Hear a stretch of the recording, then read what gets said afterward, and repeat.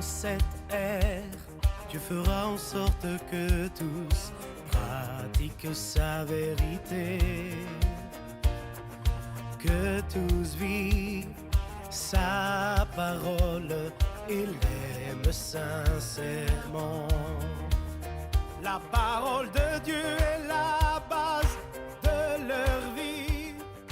Tous ont un cœur. Au nom du Père et du Fils et du Saint-Esprit. Amen.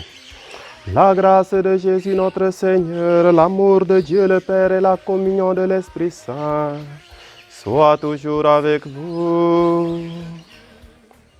Chers frères et sœurs, nous célébrons aujourd'hui le mardi de la 17e semaine du temps ordinaire. Dans la parole de Dieu que nous allons méditer ce matin, la première lecture tirée du livre d'Isaïe, nous avons la prière de détresse et d'espérance. Pour nous rappeler que malgré les difficultés, le Seigneur ne nous abandonne jamais. Et dans l'évangile de ce jour, la parabole de l'ivraie et de la bonne graine, le Seigneur veut nous faire comprendre qu'en chacun d'entre nous, il y a du bon et du mauvais. La vie de l'homme est grâce et péché. Nous demandons donc à Dieu par la grâce de cette célébration de nous donner la force de vivre notre baptême et d'être de véritables témoins de son amour, sûr que Dieu est miséricordieux, il est toujours prêt à nous pardonner.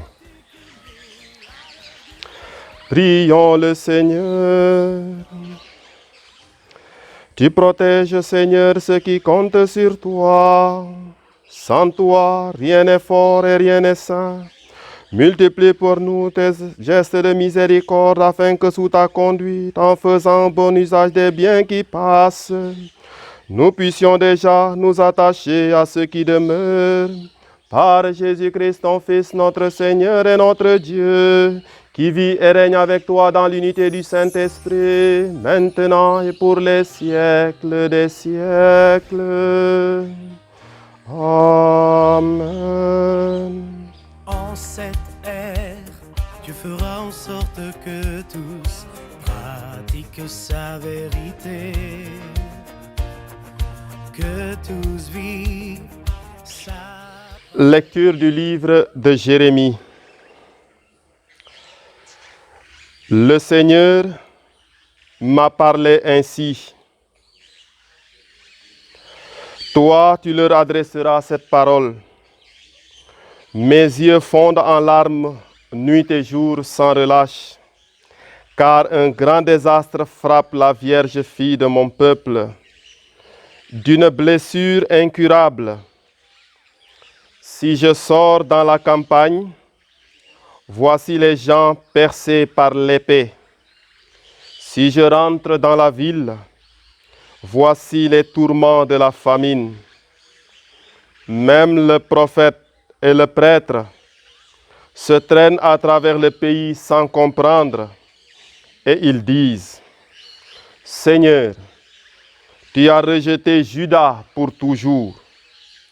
Ou ton âme est-elle dégoûtée de Sion? Pourquoi nous avoir frappés sans espoir de remède? Nous attendions la paix, rien de bon.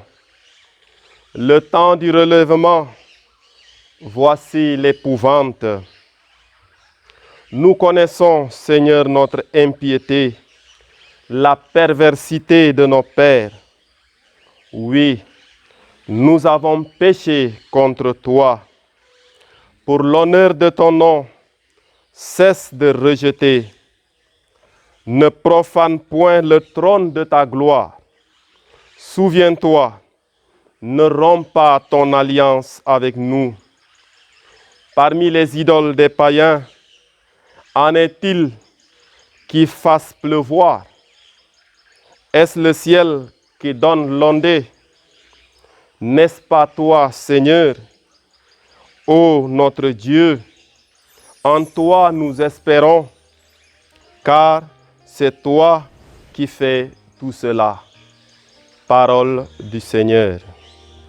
En cette ère, Dieu fera en sorte que tous pratiquent sa vérité. Pour la gloire de ton nom, Seigneur, délivre-nous. Ne retiens pas contre nous des fautes anciennes. Sans retard, que ta miséricorde vienne jusqu'à nous, car nous n'en pouvons plus. Au secours, Dieu notre Sauveur, pour la gloire de ton nom, délivre-nous, efface nos péchés pour la cause de ton nom. Que monte vers toi le cri des prisonniers. Ton bras est fort, Seigneur. Épargne ceux qui doivent mourir.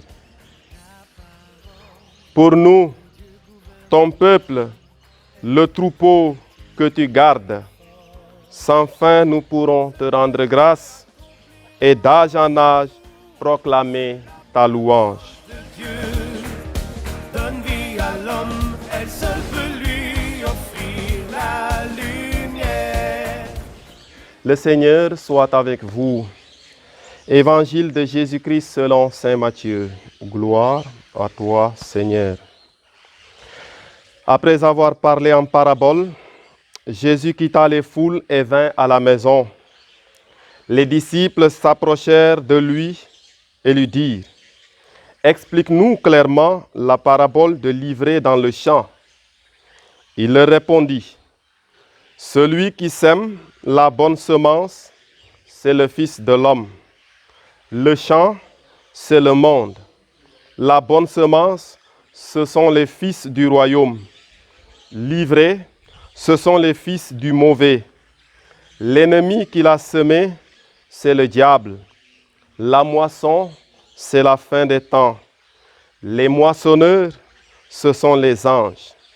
Donc, de même qu'on ramasse l'ivraie et qu'on la jette au feu, ainsi en sera-t-il à la fin des temps. Le Fils de l'homme enverra ses anges, et ils ramasseront dans son royaume toutes les causes de chute et ceux qui font le mal, et ils les jetteront dans la fournaise de feu, où il y aura des pleurs et des grincements de dents.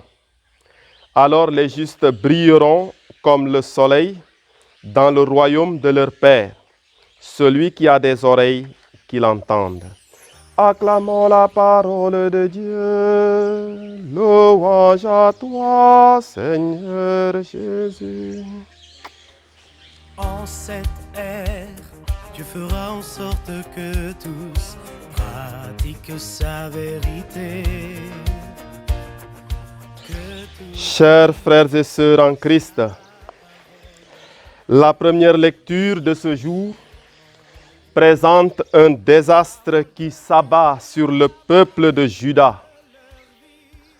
Le peuple souffre et ne comprend pas.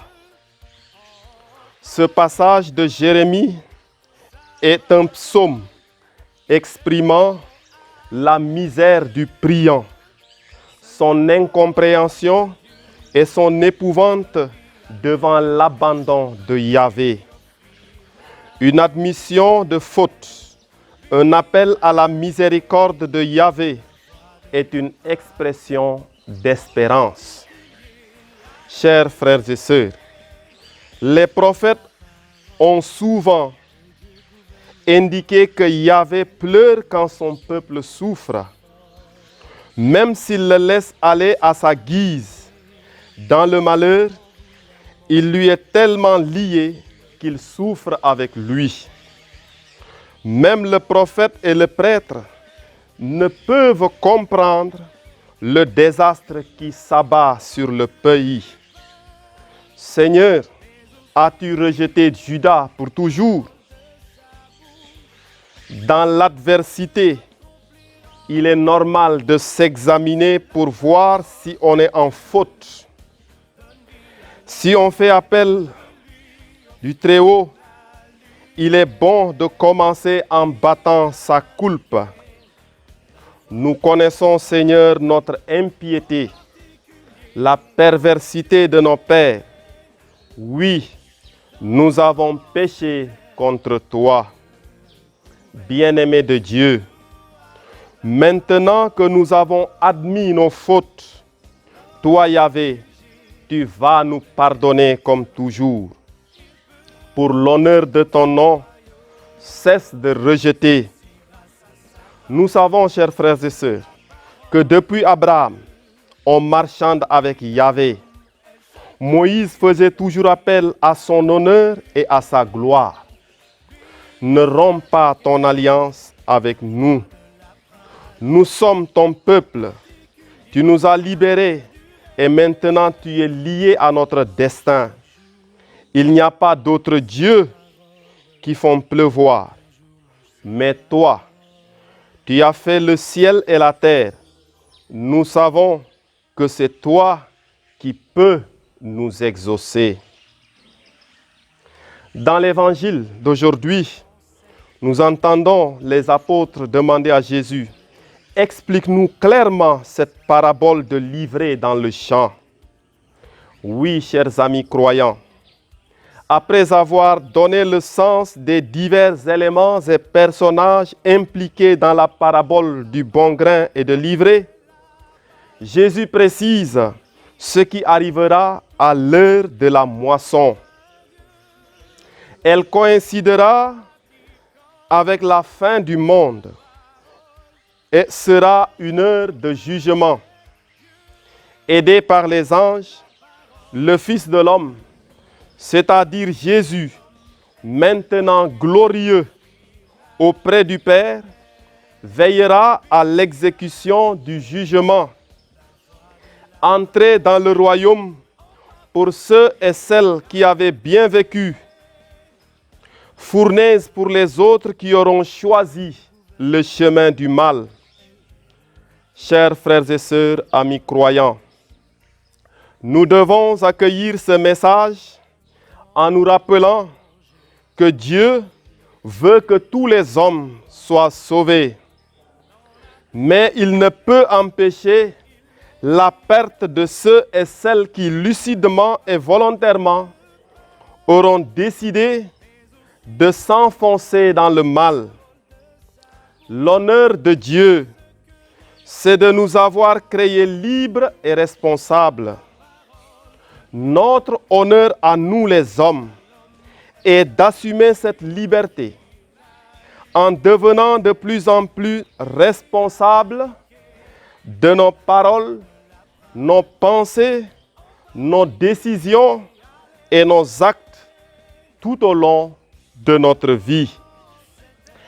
Le jugement qui sera prononcé sur nous à l'heure de la moisson sera celui que nous aurons nous-mêmes préparé jour après jour à travers joies et peines, victoires et défaites, chutes et relèvements. Oui, chers amis croyants, ce jugement ne sera aucunement motivé par la haine, ni posé par souci de vengeance. Ce jour-là, Dieu sera fidèle à lui-même. Il sera juste, aimant et miséricordieux. Prions. Vierge glorieuse, Notre-Dame de Morolan, tu as choisi cette colline depuis plus d'un siècle pour y être honorée d'un culte spécial. Jette ton regard sur cette terre, sur notre pays et sur le monde entier. Par ton intercession et par la bonté de ton Fils Jésus-Christ, notre Seigneur, ceux et celles qui ont imploré votre assistance ont trouvé grâce, réconfort et consolation. Tu as fait revenir en eux la joie et la fête comme aux noces de Cana en Galilée. En ce moment où l'humanité entière subit la pandémie du coronavirus, nous levons les yeux vers toi. Nous avons besoin de ton aide maternelle. Au pied de la croix de Jésus, tu as partagé sa douleur. Intercède maintenant pour nous auprès de Dieu notre Père, pour la cessation de ce fléau, la guérison de tous les malades, la protection du personnel sanitaire, la consolation aux familles endeuillées et le salut de tous ceux qui ont perdu la vie. Ô Notre-Dame de Morolan, par ton intercession, que triomphe la foi sur la peur, la solidarité sur l'égoïsme et la vie sur la mort. Sous votre protection, nous venons nous réfugier, Sainte Mère de Dieu. Ne rejette pas nos prières que nous vous adressons dans nos besoins, mais délivrez-nous de tous les dangers, Vierge glorieuse et bénie. Amen. Le Seigneur soit avec vous et que Dieu Tout-Puissant vous bénisse, le Père, le Fils et le Saint-Esprit.